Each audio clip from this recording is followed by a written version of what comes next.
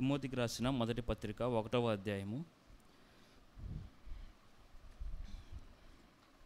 15వ వచనం చదువుతా ఉన్నాను. పాపులను రక్షించుటకు క్రీస్తు యేసు లోకమునకు వచ్చినను వాక్యము నమ్మదగినదియు పూర్ణాంగీకారమునకు యోగ్యమైనది ఉన్నది. అట్టివారిలో నేను ప్రధానుడను. పాపులను రక్షించుటకు క్రీస్తు యేసు లోకమునకు వచ్చిన వాక్యము నమ్మదగినది. ఇక్కడ మనము ఆలోచన చేస్తే నీతిమంతులు లేడు, ఒక్కడూ లేరు, అందరూ కూడా పాపం చేసిన వారే. అటువంటి వారిని రక్షించడానికి ప్రభువైన యేసుక్రీస్తు వారు ఈ లోకానికి వచ్చినట్లుగా మనం చూస్తూ ఉన్నాం. ఒక పాపిని రక్షించాలంటే ఏముండాలి? ఒక పాపిని రక్షించాలంటే ఆ పాపి మీద ప్రేమ ఉండాలి. ప్రేమ లేకపోతే ఎవరు రక్షించరు. ఉదాహరణకి నదిలో కొట్టుకుపోయేవాడిని మనం చూస్తూ ఉంటాం తప్ప ఎవరు కాపాడుతారు? ఎవరు రక్షిస్తారు? ఎవరు రక్షించరు. అదే నాన్న అయితే గనక ఈత వచ్చినా రాకపోయినా సరే దూకుతాడు కాపాడడానికి. అలాగే ఈయన సర్వశక్తిమంతుడైన దేవుడై ఉండి పరలోకంలో నిత్యము ఆరాధించబడుతున్నటువంటి ఈయన పాపిని ప్రేమించినటువంటి దేవుడు. లేకపోతే దమస్కు మార్గంలో పౌలును కలుసుకోవాల్సిన అవసరం ఈయనకి ఏముంది అని మనం ఆలోచన చేయొచ్చు. ఈ ఉదయకాల సమయము ఆరాధించడానికి వచ్చిన మనము ఒకసారి మనం కూడా జ్ఞాపకం చేసుకుందాం. ప్రభుతో మనం ప్రభువుని ఎక్కడ కలుసుకున్నాం? ప్రభువుని మనము ఎప్పుడు ఎక్కడ కలుసుకున్నాం? ఆయనతో మనకి పరిచయం ఎలా ఏర్పడింది? ఆయన మనకు ఎలా అనిపించాడు? ఆయనను మనము ఎలా స్వీకరించాం? ఆయన మనల్ని ఎలా అంగీకరించాడు? ఈ మాటలు ఉదయవేళలో మనం జ్ఞాపకం చేసుకున్నప్పుడు ఆయన్ని మనము ఆరాధించకుండా ఉండలేం. అందుకే ఈ మాట నమ్మదగిన వాక్యం మాట మనం చూస్తూ ఉన్నాం. పాపులను రక్షించుటకు క్రీస్తు యేసు లోకమునకు వచ్చిన వాక్యము నమ్మదగినది. ఈ వాక్యము నమ్మదగినది. ఈ వాక్యము మనం చదివినప్పుడు ఈ వాక్యంలో మనందరి రక్షణ కనబడతా ఉంది. అంత మాత్రమే కాదు, ఈ వాక్యంలో మనందరి యొక్క నిత్య జీవం మనకు కనబడతా ఉంది. ఆరాధించడానికి వచ్చిన మనము ఆరాధనలో మనం ఎవరో గుర్తించాలి. అదే సమయంలో దేవుడు ఏమై ఉన్నాడో అది మనం గుర్తించి ఆరాధించినప్పుడు మన యొక్క ఆరాధన ఆయనకు ఇంపైన సువాసనగా ఉంటుంది. అంత మాత్రమే కాదు, ఒక పాపి పట్ల ప్రభువైన యేసుక్రీస్తు వారు ఎటువంటి పట్టింపు ఆయన కలిగి ఉన్నాడో ఒక 3 సందర్భాల్లో నుంచి 3 మాటలు నేను మీ దృష్టికి తీసుకొస్తాను. దాన్ని బట్టి మనము ప్రభువుని ఆరాధనలో మనం కొనసాగుదాం. ఒక పాపి పట్ల ప్రభువైన యేసుక్రీస్తు వారు ఉన్నటువంటి ఆయన కలిగినటువంటి పట్టింపు ఎట్లాంటిదంటే కనుక, మొదటిది యోహాను సువార్త 8వ అధ్యాయం మనం గమనిస్తే అక్కడ వ్యభిచారమందు పట్టబడిన స్త్రీ మనకు కనబడతా ఉంటుంది. అంటే ఇది ఏ సమయం అంటే కనుక పాపి పాపంలో పట్టబడిన సమయం. ఒక పాపి అక్కడ పాపంలో పట్టబడిన సమయం మనం అక్కడ చూస్తూ ఉన్నాం. ఆ వ్యభిచారమందు పట్టబడిన స్త్రీ పాపంలో పట్టబడినప్పుడు అక్కడ ఉన్నటువంటి లోకము ఏ విధంగా ట్రీట్ చేసిందో కూడా మనం చూస్తూ ఉన్నాం కదా. ఎవరైనా సరే తప్పులో దొరికిపోయిన తర్వాత ఎవరైనా వ్యక్తి, అంటే ఎవరు కూడా నీతిమంతులు లేరు, అందరూ పాపులుగానే ఉన్నారు. ఎవరైనా ఒక వ్యక్తి తప్పులు దొరికిపోయినప్పుడు మిగతా వాళ్ళు నేను నీతిమంతుణ్ణి అని చాలామంది అనుకుంటూ ఉంటారు. అలా అనుకున్నారు కాబట్టి అక్కడ వాళ్ళందరూ కూడా ఆ వ్యభిచారంలో పట్టబడిన స్త్రీని రాళ్ళ పెట్టి కొట్టి చంపేద్దాం అనుకున్నారు. అటువంటి సమయంలో ప్రభువైన యేసుక్రీస్తు వారు మాట్లాడిన తీరు కానీ ఆయన చూపించినట్టు వాస్తవ్యత కానీ మనం ఆలోచన చేస్తే ఆయనను ఆరాధించకుండా ఉండలేం. అక్కడ ఒక గుంపు ఉంది. ఆ గుంపు మధ్యలో పాపంలో పట్టబడిన స్త్రీ ఉంది. వారి మధ్యలోనే ప్రభువైన యేసుక్రీస్తు వారు అక్కడ కూర్చొని నేల మీద రాసుకుంటూ ఉన్నట్లుగా మనం చూస్తూ ఉన్నాం. అప్పుడు ఆ సమయంలో ఆయన అన్నటువంటి మాట, మీలో పాపం లేని వారు ఎవరో మొదట రాయి వేయండి అని ఆయన అక్కడ పలికినట్లుగా మనం చూస్తూ ఉన్నాం. ఆ మాట అన్న తర్వాత అక్కడ ఏం జరిగిందంటే కనుక ప్రపంచమంతా ఒకవైపు, ఆయన ఒక్కడే ఒకవైపు ఉన్నట్లుగా మనం చూస్తూ ఉన్నాం. అంటే చిన్నవారు మొదలుకొని పెద్దవారు అందరూ కూడా రాళ్ళు పట్టుకొని ఉన్నారు కొట్టి చంపేద్దామని. ఆయన ఆ మాట చెప్పిన తర్వాత అక్కడ చిన్నవారు మొదలుకొని పెద్దవారు వరకు అందరూ కూడా రాళ్ళు కింద పడేశారు. అక్కడ అర్థం ఏంటంటే గనక వారందరూ కూడా మేమందరం కూడా పాపులమే అని వాళ్ళు ఒప్పుకున్నారు. మనం ఆరాధించడానికి వచ్చిన దేవుడు ఎవరు అంటే గనక ఆయన ప్రతి ఒక్కరి మనస్సాక్షి చేత తమ యొక్క పాపములను ఒప్పింపచేసే గొప్ప దేవుడు ఆయన. ఇక్కడ మనం చూస్తే ఆ యోహాను సువార్త 8వ అధ్యాయం మనం గమనిస్తే గనక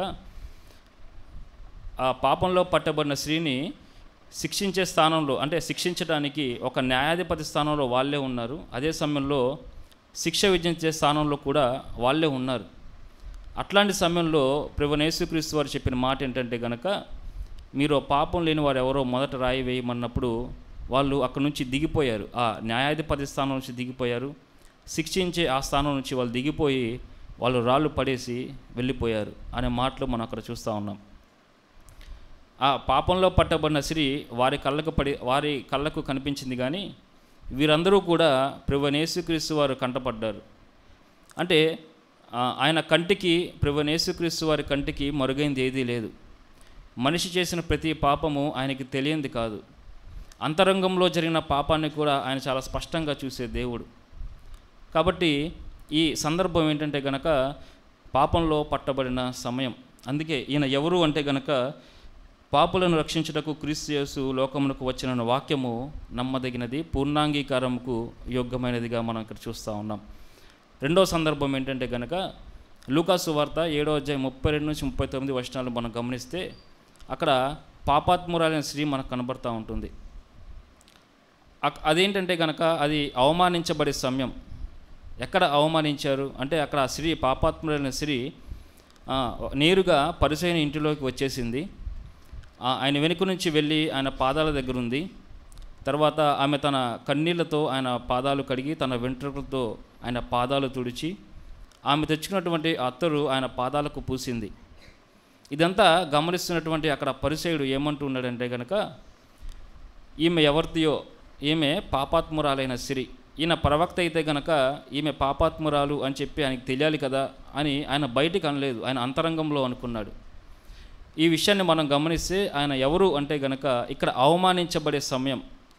అయితే ఇక్కడ ప్రభువైన యేసుక్రీస్తు వారు ఎవరు అంటే గనక పాపిని అంతరంగంలో సహితం అవమానించడానికి ఇష్టపడని గొప్ప దేవుడు ఆయన.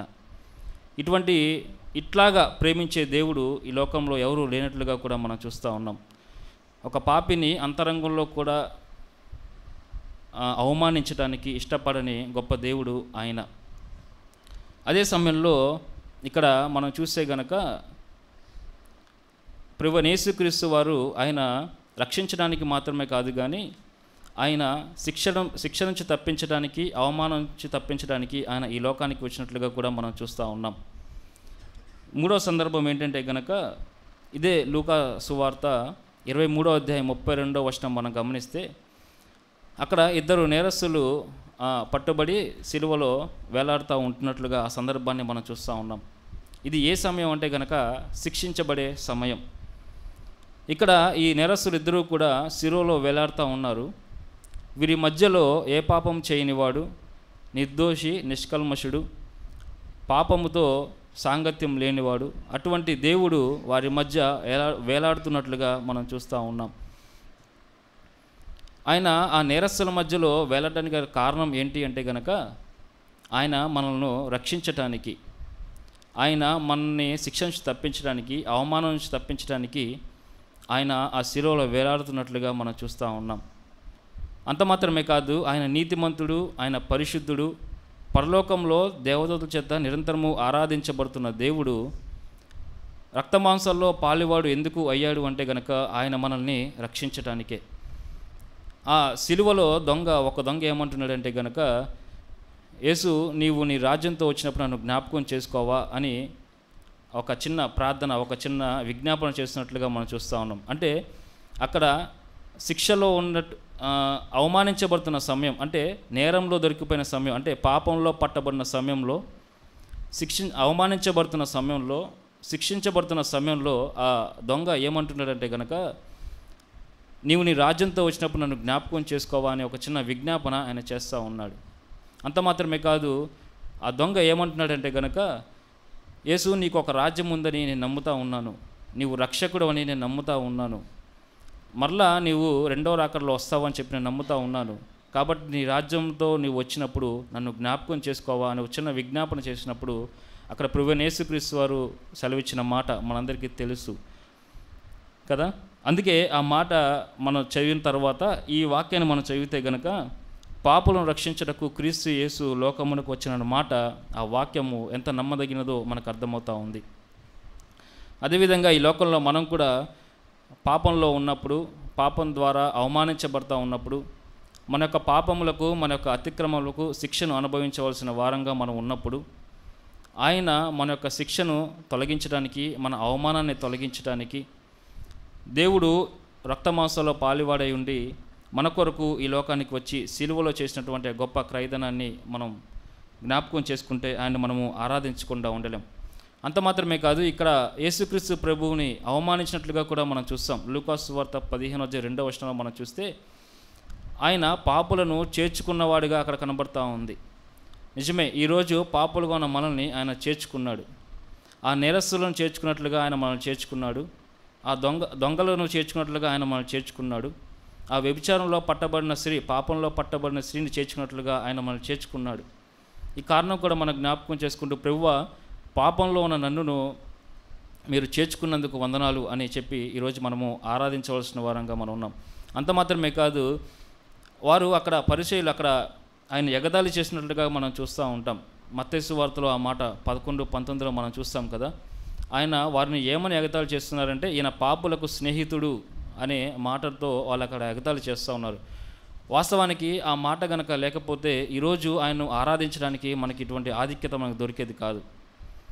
ఒకవేళ ఆయన పాపులకు స్నేహితుడిగా ఉండకపోతే కనుక ఈరోజు ఆయన బల్లలో మనం పాలిపంపులు పొందడానికి అవకాశం మనకు దొరకకపోయేది. ఆయన మనకు పాపులకు స్నేహితుడిగా ఉన్నాడు కాబట్టే ఈరోజు ఈ ఉదయవేళలో ఆయన ఆరాధించడానికి మనం వచ్చాము.